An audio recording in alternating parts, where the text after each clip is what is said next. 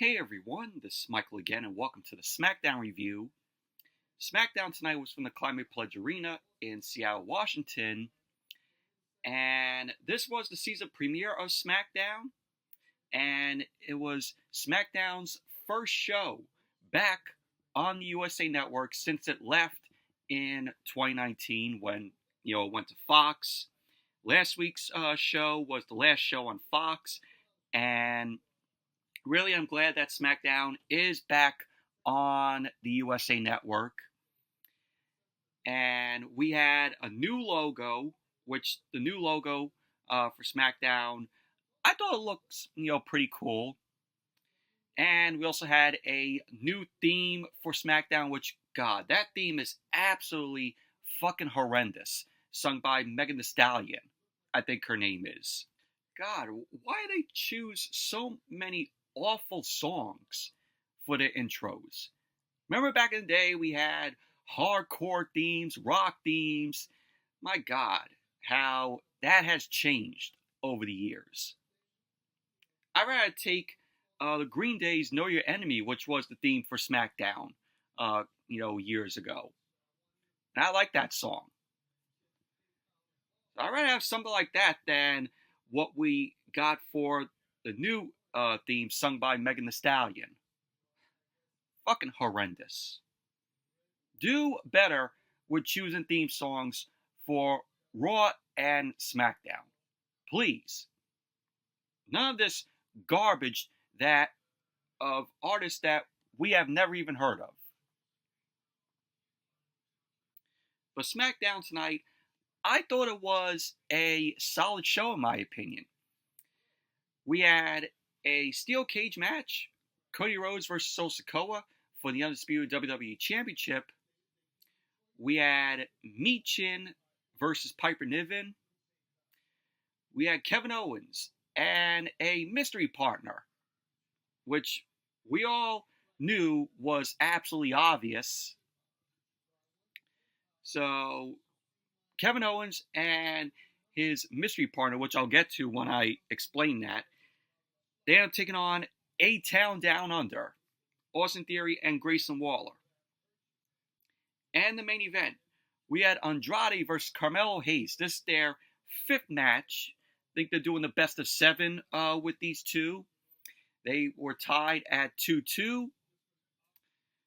So that was the card for SmackDown tonight. Overall, solid show for SmackDown returning on the USA Network. But anyway, let's jump right into the review. SmackDown opened up tonight with the Chief Content Officer, Triple H, Paul Levesque. Good old Triple H. He ended up coming out, got a big ovation from the crowd there in Seattle. He got into the ring. He ended up saying that it seems like it was just yesterday when he went one-on-one against The Rock on the first episode of SmackDown back in 1999. And they were celebrating 25 years of SmackDown because SmackDown, of course, debuted in 99. So Triple H ended up saying 25 years later, there is no better place to be than right here.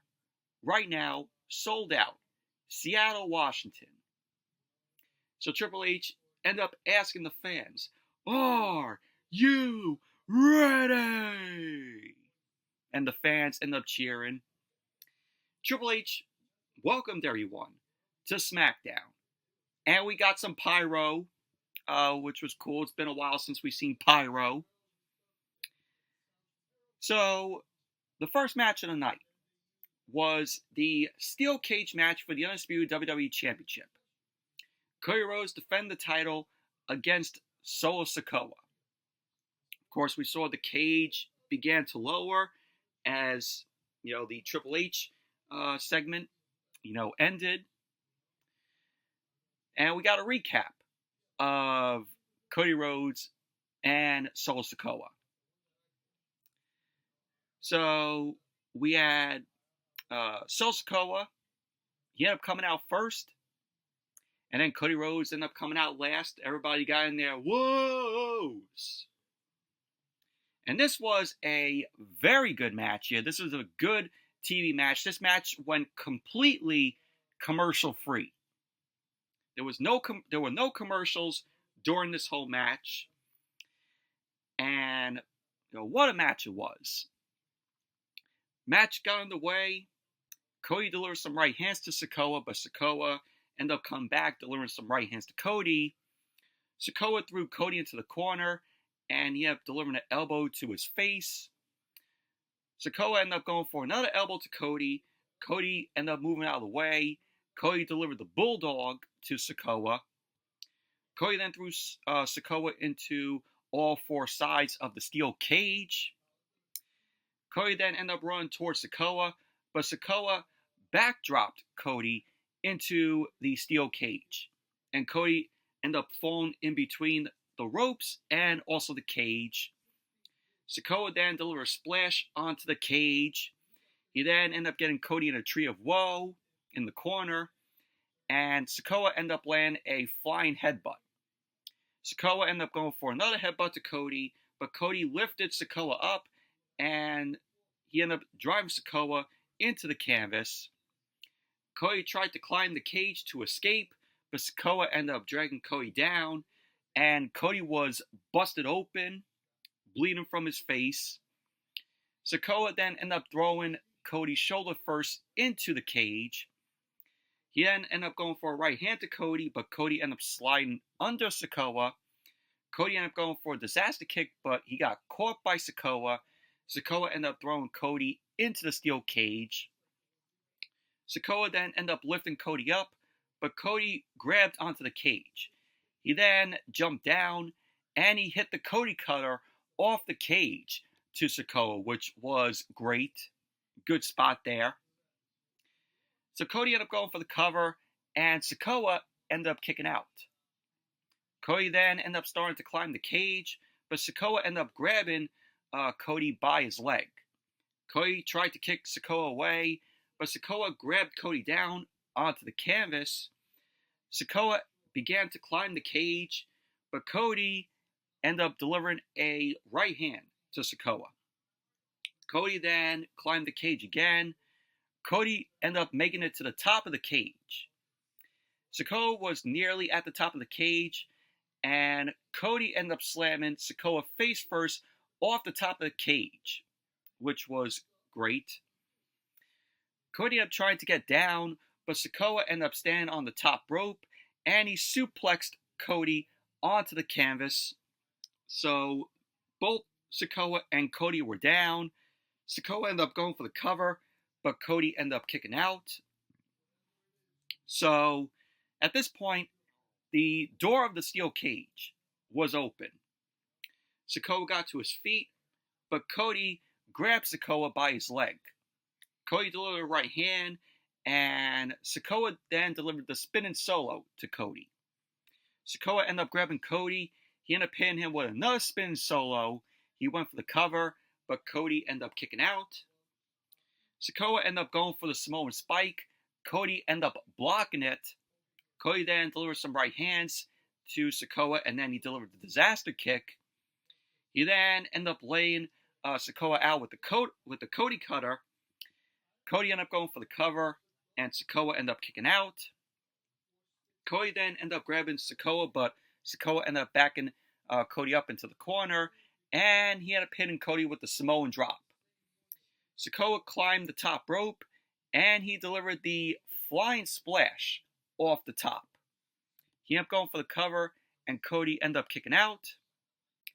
We had Sikoa end up going for a backdrop, but Cody landed on his feet, and he ended up hitting Sikoa with the crossroads. So Cody went for the cover, and Sikoa ended up kicking out. Cody then began to climb the cage. Cody then reached the top of the cage. He stood at the top of it, and he delivered a crossbody onto Sikoa off the top of the cage, which was a great spot there. Cody ended up going for the cover, and Sikoa ended up kicking out. Cody then ended up asking the ref on the outside to opened the cage door. The door was open. Sikoa then ended up going over to the door, and he closed it onto Cody's head. Sikoa ended up going for the Samoan spike, but Cody ended up reversing that, and he ended up hitting Sikoa with the crossroads. So Cody ended up going for the cover, and there you go. Cody Rhodes ended up winning the match, retaining the Undisputed WWE Championship. Post-match, Cody stood inside the ring, and the Bloodline began climbing the cage. So he had Jacob Fatu, Tama Tonga, and Tonga Loa end up coming in. Sikoa ended up hitting Cody with the Samoan spike. Jacob Fatu ended up delivering a moonsault off the top rope onto Cody. Jacob Fatu then climbed the top of the cage, and it looked like Jacob Fatu was going to launch himself off of the top of the cage onto Cody, but he got interrupted by the music of Roman Reigns, the OTC. So Roman Reigns ended up returning. So the crowd ended up giving Roman Reigns a loud pop, which was great. So Roman Reigns made his way down to the ring. He got into the ring, and he slammed the cage door. So Tonga Loa ended up running towards Roman. Roman then threw Tonga Loa into the corner. So Roman started delivering some right hands onto Tonga Loa. Roman then threw Tama Tonga and Tonga Loa into the steel cage. Sikoa ended up delivering some right hands from behind. Sikoa then ended up running towards Roman, but Roman delivered the Superman punch to Sikoa. Roman was about to go for the spear to Sikoa, but Jacob Fatu ended up pulling Sikoa to the outside. Roman then ended up telling Jacob Fatu to get back into the ring. Jacob Fatu got on the ring apron. He then closed the door of the steel cage. But Sikoa ended up opening the cage door, and he pulled Jacob Fatu to the outside. Tama Tonga and Tonga Loa ended up attacking Roman from behind, but Cody ended up throwing Tonga Loa into the cage. Cody then ended up hitting Tama Tonga with the crossroads, and then Roman, out of nowhere, hit Tonga Loa with the spear. Nice looking spear there. And Tonga Loa sold the hell out of that spear. So Cody and Roman stood face to face in the ring. Fans were chanting OTC. Roman then ended up pointing to Sikoa, who was on the outside. And he then looked at Cody. And pretty much that was basically that. Overall, very good match this was between Cody Rhodes and Solo Sikoa inside the steel cage. A lot of great spots. Good wrestling from the both of them. The crowd was into it. And, with Roman Reigns returning, he's going to get his hands on the Bloodline, again. And this time he's going to have Cody Rhodes with him. So then when SmackDown came back from the commercial, Kathy Kelly was backstage with SmackDown General Manager Nick Aldis. And Nick Aldis ended up telling Kathy Kelly it's a chaotic start for the show. And he was mentioning about Roman Reigns. He ended up saying that Sikoa reached out and that Roman Reigns has a challenge with Jacob Fatu for a match. And according to Sikoa, it's an offer no one can refuse. So Nick Aldis ended up saying that the night is far from over. And he ended up walking away. So pretty much that was basically that. And then we had Michin versus Piper Niven. And I'm like, this is how you follow after that great steel cage match? Which, the steel cage match should have been the main event of the show. I was like, wait a minute. They're starting to show off with the steel cage? I'm like, if I was booking this show, the steel cage match would be main eventing.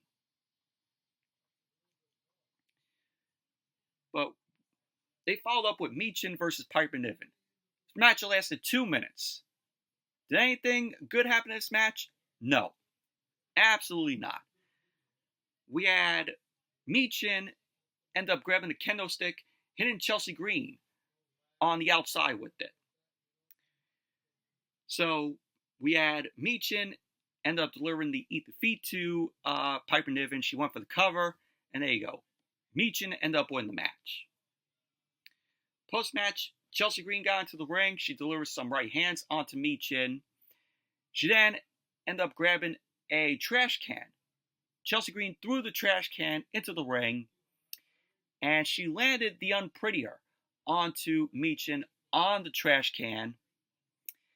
And, before that, we had Piper Niven end up hitting the cannonball on Michin, and that led to Chelsea Green hitting the Unprettier onto Michin on the trash can. So that was that. Overall, 2-minute match. Nothing happened in this match. Nothing big. I said 2-minute match it was. And then as SmackDown came back from the commercial, we saw in attendance there for SmackDown, we saw Rob Van Dam. He was in the crowd there because, it's celebrating 25 years of SmackDown, and, they showed stills of, certain years of SmackDown. And we also had Vicky Guerrero, excuse me! She was shown in attendance. And then Gunther and Ludwig Kaiser were also shown in attendance. Poor Giovanni Vinci. Now we had Kevin Owens and his mystery partner versus A-Town Down Under, Grayson Waller and Austin Theory. So we had A-Town Down Under. They end up making their way out first. Then Kevin Owens end up making his way out. And Kevin Owens' partner end up coming out. Someone that was unknown. And when this guy came out, I was like, who was this guy? And then you just saw Austin Theory and Grayson Waller just laughing at the partner that Kevin Owens supposedly chose. So Kevin Owens ended up getting on the mic. He ended up saying that he will admit it. That the guy that he chose was not his first choice. And that his actual partner could not make it because of travel issues. He ended up saying that his partner, he was like, what's your name? He ended up saying, this is Ricky. Yeah, Ricky. So the match was going to get underway, and we had a female crew member end up going to Kevin Owens. And Kevin Owens ended up coming over to her, and Kevin Owens was like, oh, this guy's here? Because the female crew member was saying, oh, he arrived. So Kevin Owens was like, oh, he is here. So Kevin Owens ended up getting on the mic. He ended up saying that his partner is here. And he ended up saying to Ricky, I'm sorry, Ricky. Don't take this to heart. So he ended up delivering the stunner to Ricky. And, of course, Kevin Owens' mystery partner was the Viper, Randy Orton. And it was so obvious. So absolutely obvious. So it's Kevin Owens and Randy Orton versus A-Town Down Under. Which the match was decent, in my opinion. Match got underway. Kevin Owens and Grayson Waller started off the match.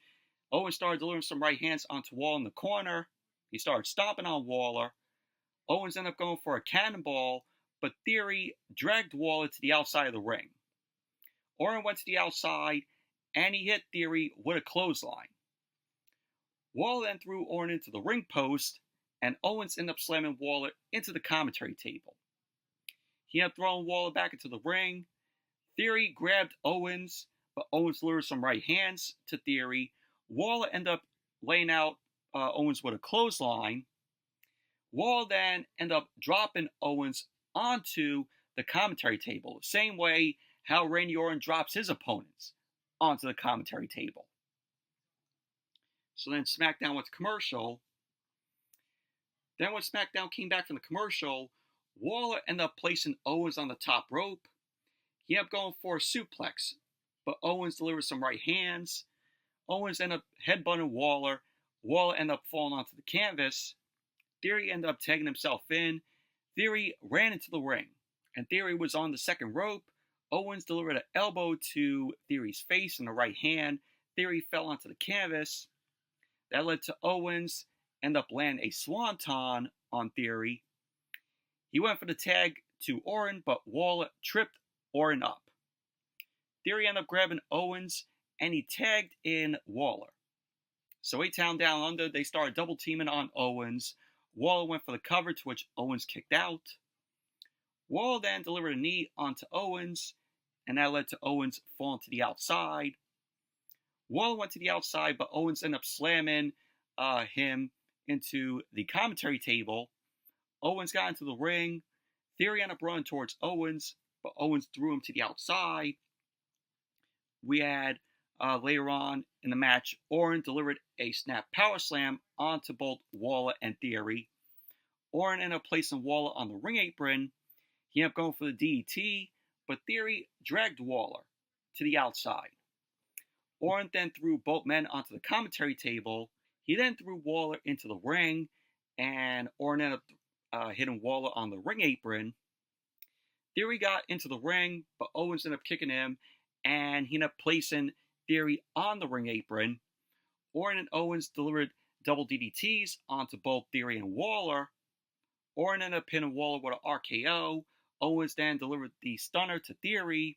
Orton went for the cover, and there you go. Kevin Owens and Randy Orton ended up winning the match. Overall, decent match this was, in my opinion.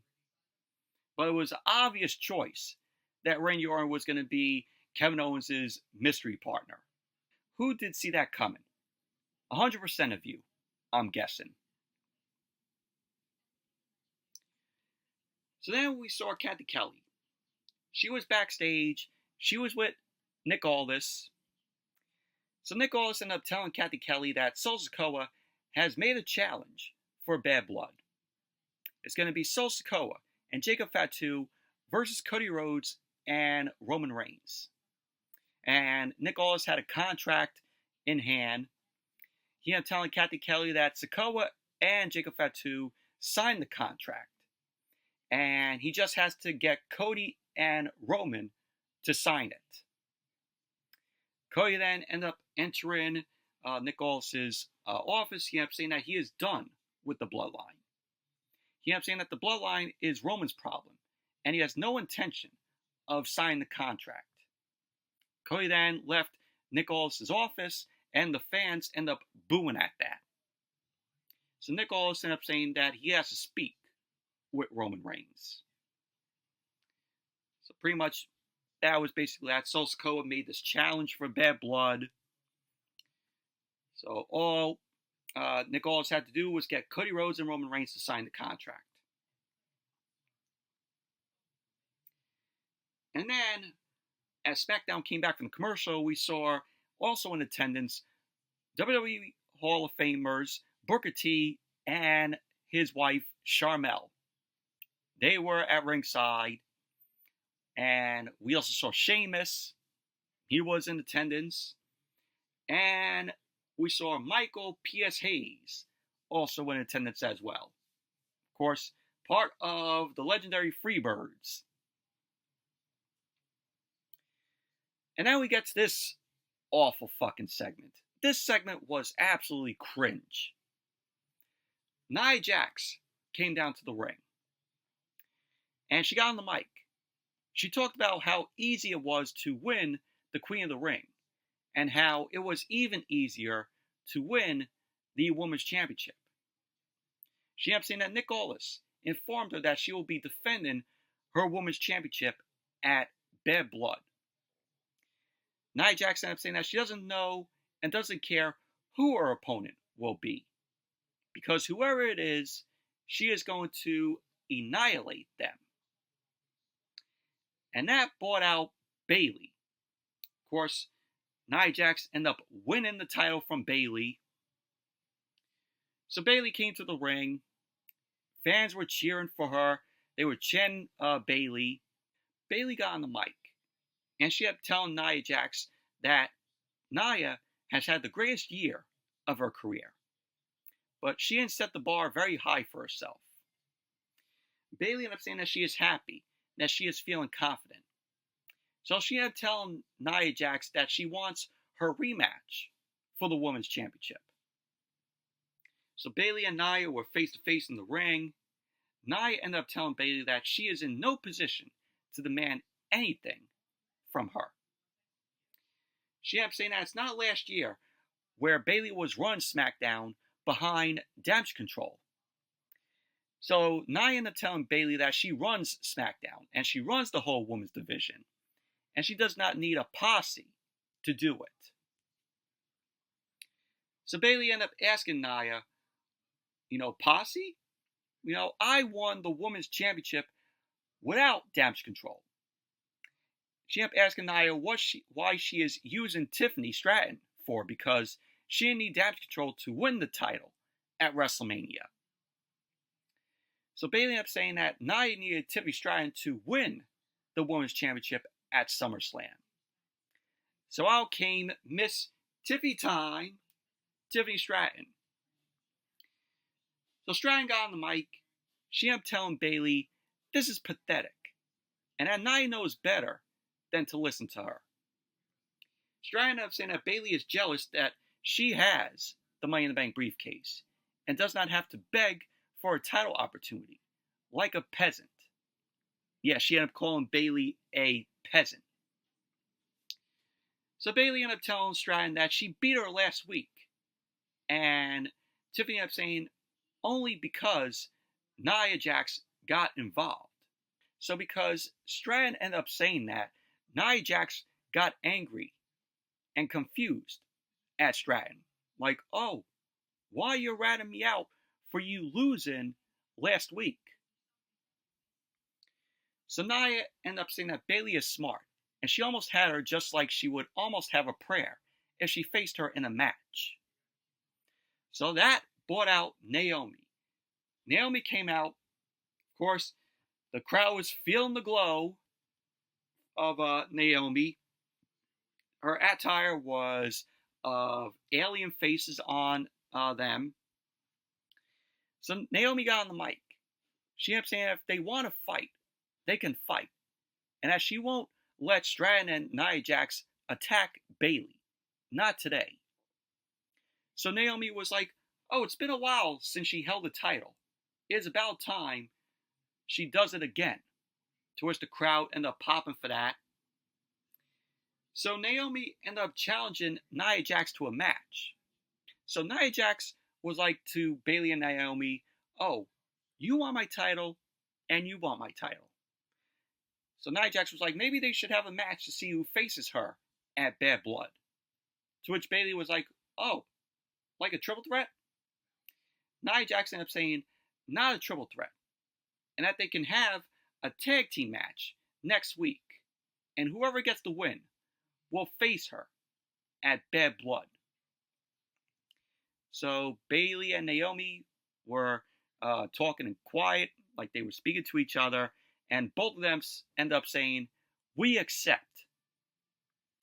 So Nia Jax ended up saying that when her and Tiffany Stratton win, whoever loses the match next week must leave SmackDown permanently.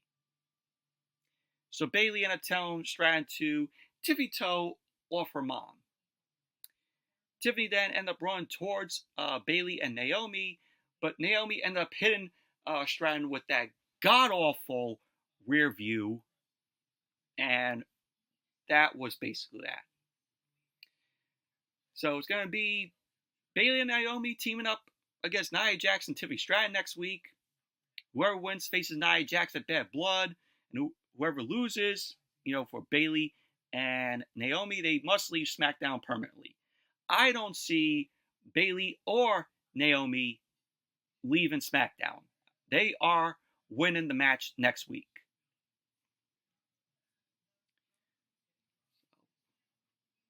But what an awful cringe segment this was. So then we saw Nick Aldis. Nick Aldis was with Kathy Kelly.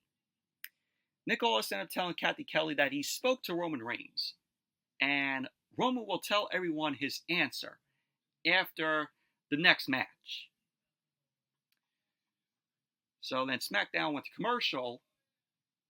Then when SmackDown came back from the commercial, since, of course, they're celebrating 25 years of SmackDown, more, photos were shown. We saw Ron Simmons, damn! Ron Simmons and Teddy Long. They were in attendance. Of course, we saw, good that we saw, damn! And holla, holla, holla! It's a tag team match, playa! Both sitting in attendance. And also, William Regal was shown. And also Bobby Roode. Bobby Roode was also in attendance. So it was great to see Bobby Roode in a little appearance on TV. It's been a while since we've seen Bobby Roode. Also, Damian Priest was shown. So Damian Priest was also shown at ringside there. And then we had the main event. Andrade versus Carmelo Hayes. This is their 5th match. And both of them were tied at 2-2. And another great match this was between the both of them. So Andrade was making his entrance. Carmelo Hayes ended up attacking Andrade from behind. So the match ended up getting in the way. Carmelo Hayes delivered some right hands onto Andrade. Carmelo Hayes ended up running to the ropes, but Andrade ended up pushing Hayes to the outside. Andrade climbed the top rope, and he landed a moonsault onto the outside to Carmelo Hayes. Of course, gotta love Andrade's moonsaults. He does a better moonsault than his wife, Charlotte. So Andrade ended up throwing Hayes into the ring. Hayes ended up rolling to the outside. Andrade ended up grabbing Hayes, but Hayes ended up throwing Andrade into the ring post. Hayes ended up jumping off the barricade as Andrade ended up moving out of the way. Hayes ended up landing on his feet, and Andrade ended up laying Hayes out with a clothesline. Andrade then climbed the barricade. Hayes also got on the barricade, and we had Andrade end up hitting the Spanish Fly off the barricade onto the outside to Carmelo Hayes. Awesome spot there. So SmackDown went to commercial. Then when SmackDown came back from the commercial, we saw both Hayes and Andrade. They were exchanging covers in the ring. Hayes ended up delivering the first 48, but Andrade ended up getting back to his feet, and he landed a spinning elbow to Carmelo Hayes' face. So Andrade ended up going for the cover, and Hayes ended up kicking out. Andrade ended up climbing the top rope.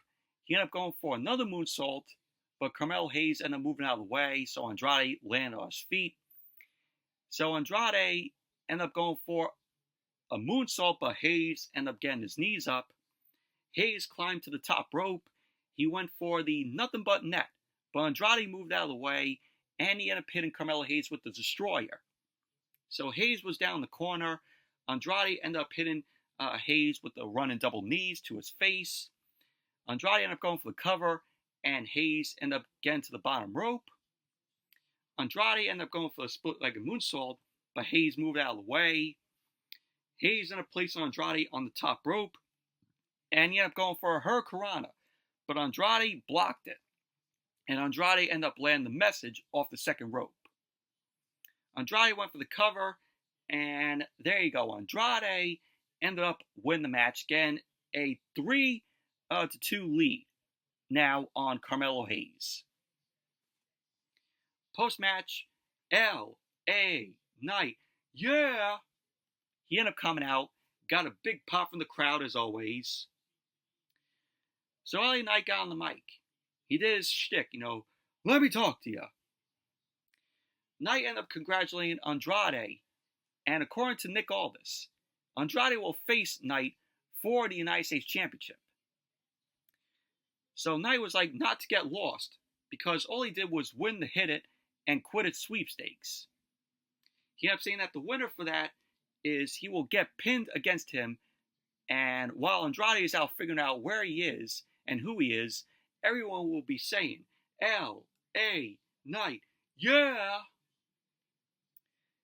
So pretty much that was basically that. So it's going to be LA Knight versus Andrade for the United States Championship. Should be a good match there. Overall, another very good match between Andrade and Carmelo Hayes here. And then we have Byron Saxton. Byron Saxton was with the Women's Tag Team Champions, Bianca Belair and Jade Cargill. Bianca ended up telling Byron Saxton that they are excited to be here, and even more excited that they are champions again. Jade Cargill ended up saying that they won't let the titles go, and whoever wants them can come and get them. So in came Nia Jax and Tiffany Stratton. Nia ended up asking Bianca if they heard what happened to Naomi. Bianca ended up asking Nia what happened, and Nia ended up telling them nothing yet, but if she sticks her nose in her business again, she will get hurt. So Nia was like, oh, the tag titles look good on you both, but not to forget that she beat them both on her way to become queen of the ring. So Nia Jax and Tiffany Stratton end up walking away, and that was basically that. Like, who cares? Then we had Nick Aldis. Nick Aldis was in the ring, for Roman Reigns to give his answer. He signs the contract. So we had Roman's music ended up hitting. He ended up coming to the ring. Fans were chanting OTC. So Roman looked at Nick Aldis. Nick Aldis ended up beginning to speak, but Roman ended up extending his hand. Nick Aldis gave Roman the contract. Roman looked at it, and he extended his hand once more for the mic. Nick Aldis then gave Roman the mic. Roman got on the mic. He ended up saying that he does not want to confuse anyone. He ended up saying some things change, but not him. Roman then pointed to Nick Aldis. He ended up saying that he does not need him.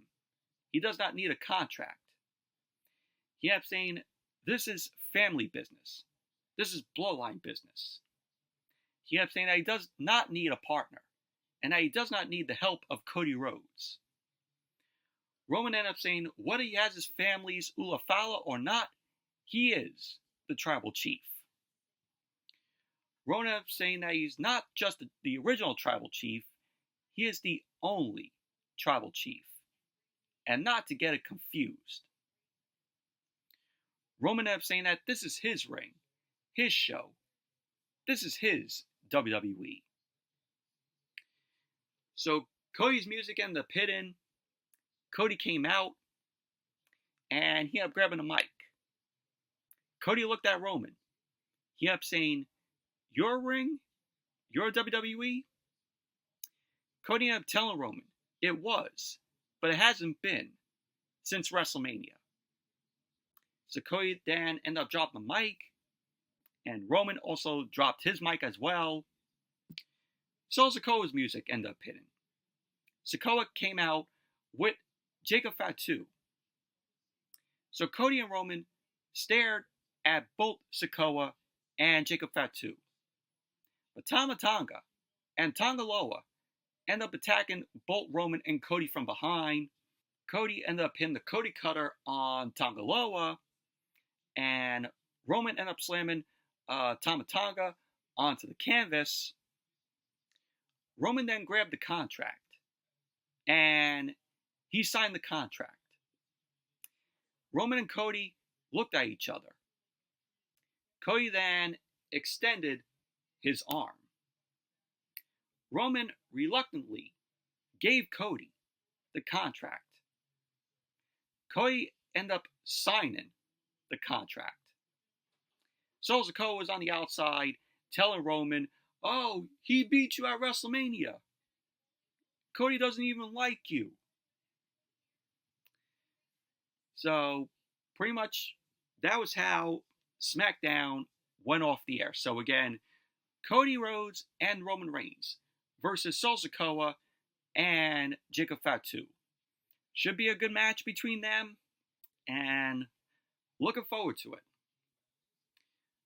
But overall, SmackDown, solid show tonight for their return on the USA Network. But we also had, like in the steel cage match, a lot of censoring was going on, where the audio cut off for like a minute or so. And that was kind of annoying. But I understand why, they need to do it. But anyway, that's it for my review of tonight's SmackDown. Thank you all for watching. Hope you all enjoyed this review. Definitely give the video a thumbs up, comment, subscribe, and I'll see you all later.